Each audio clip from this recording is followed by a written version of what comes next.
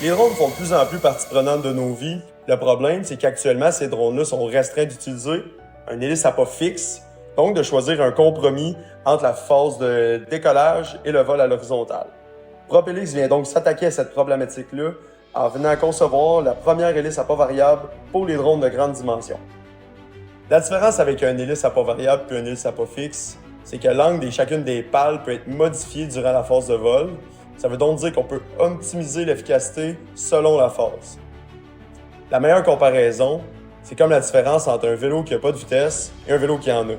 Un vélo avec des vitesses vient optimiser selon les situations.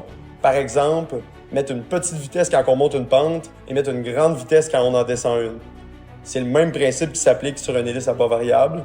Lors du décollage, on vient mettre un petit angle et lors de la croisière à haute vitesse, on vient augmenter l'angle de l'hélice. Donc, un système comme celui-là, une fois en fonctionnement, va générer de très grandes forces. La force la plus importante, c'est la force centrifuge, qui est générée par le poids même des pièces, qui est plus important qu'une hélice à pas fixe.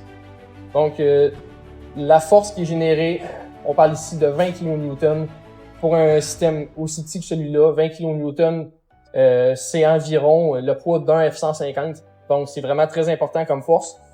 Il y a eu beaucoup de développement à faire, beaucoup d'analyses à faire pour minimiser le poids de chacune des pièces, mais aussi d'optimiser leur géométrie pour qu'ils puissent rester à ces charges très importantes-là. Donc, les analyses analytiques, les analyses numériques ont été faites tout au long du projet.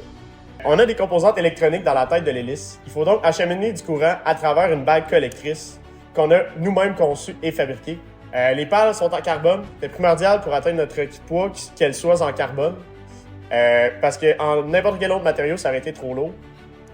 Finalement, tous les mécanismes à pas variable qui est à l'intérieur de notre système ont été conçus par l'équipe.